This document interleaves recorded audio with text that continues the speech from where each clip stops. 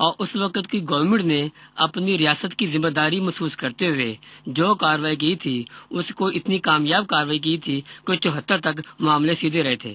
ایک وہ رول تھا ریاست کا.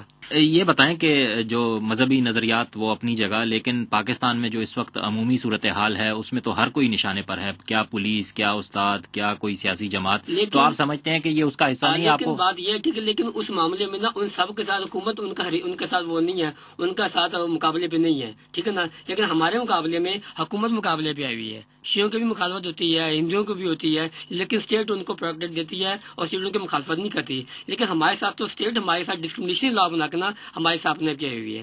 ہمیں اسٹیٹ کی طرف سے پروٹیکشن نہیں ملا ایز اے پاکستانی بھی. دس از آور بیسک پرابلم. تو آپ کیا سمجھتے ہیں صورتحال اگر زیادہ خراب ہوتی ہے تو آپ کیا سمجھتے ہیں آپ کی جو برادری ہے وہ بھی شدت پسندی کی طرف جا سکتی ہے؟ دیکھیں جی، ایک میں واضح کر دینا چاہتا ہوں کہ ہماری جماعت کا ایک بڑا اہم موٹو ہے love for all hatred for none. آپ نے دیکھا ہوگا کہ 1984 کے بعد سے اب تک ہماری 109 شادی ہو چکی ہیں. یہ نکال کے ہم نے کبھی سڑک پہ مظاہرہ نہیں کیا، ہم نے کسی جگہ پتھر نہیں نکالا، ہم نے کسی کو گالی نکالی، ٹھیک ہے نا. ہم اعتراض کرتے ہیں یا خطوط لکھتے ہیں، قانون کا ہم ہاتھ نہیں پکڑتے. تو اس لیے یہ ہماری اس کی مستقبل میں کبھی گنجائش نہیں ہے. آج انہوں نے اگر 60 مارے ہیں، کل وہ 1000 بھی مار دینا ہے. یہ ممکن نہیں ہے کہ ہم عسکریت پسندی کی لائن پہ چلیں گے. لیکن آپ کیا سمجھتے ہیں حافظ صاحب، کتنی یہ بات تشویشناک ہے جو صوبائی حکومت کی طرف سے کل آئی کہ جو حملہ آور تھے وہ تبلیغی مرکز سے آئے اور وہاں انہوں نے قیام کیا اور وہاں انہیں تمام مدد فراہم کی گئی؟ دیکھیے، میں یہ کہتا ہوں کہ وہ جہاں سے بھی آئے ہیں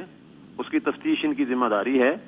اس کی تفتیش کریں، اس کے بارے میں پوری طرح سے معلومات لیں، معلومات قوم کے سامنے بھی پیش کریں. اس سے پہلے جب بھی کبھی ایسا ہوا ہے تو حکومتیں اور ایجنسیاں کہتی تو بہت کچھ ہیں، لیکن افسوسناک بات یہ ہے کہ اس کے بعد کبھی وہ حقائق منظر عام پر نہیں آ سکے.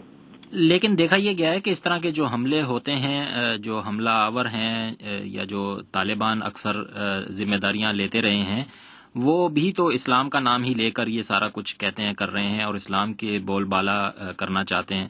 تو آپ کیا سمجھتے ہیں یہ پھر تضاد کہاں ہے؟ دیکھیے، میں یہ تو نہیں کہہ سکتا کہ طالبان نے ذمہ داری قبول کی ہے یا نہیں کی ہے. اکثر و بیشتر ایسا ہوتا ہے کہ ذمہ داری قبول کرنے کا معاملہ بھی وہ مشکوک ہوتا ہے اور کئی مرتبہ ذمہ داری فوری طور پر یہ لے لی جاتی ہے، لیکن اس کے بعد معلوم ہی ہوتا ہے کہ نہیں، انہوں نے تو انکار کر دیا. اس لیے اس بارے میں میری معلومات تو نہیں ہے، یعنی براہ راست کوئی معلومات میری ایز سچ نہیں ہے. لیکن یہ میں کہتا ہوں کہ ذمہ داری آپ کی ایک صحافی کی حیثیت سے، میری ایک عام پاکستانی شہری کی حیثیت سے یہ ہے کہ ہم مطالبہ یہ کریں کہ نظم و نسق قائم کرنے والے، امن و امان قائم کرنے والے ادارے جو ہیں وہ ہم لوگوں کو بتائیں کہ جو بھی اس کے پیچھے ہے اس کے حقائق سامنے لے کے آئیں، پھر عدالت کے اندر لے کے آئیں اور لوگوں کو معلوم ہو جائے کہ کون اس کے پیچھے ہے.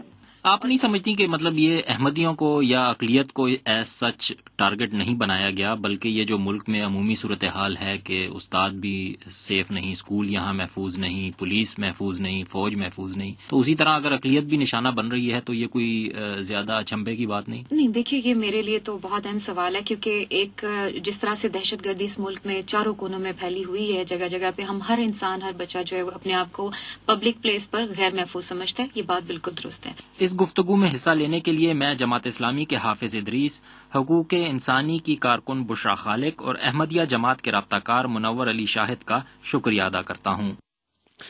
لاہور سے ہارون رشید، بہت بہت شکریہ.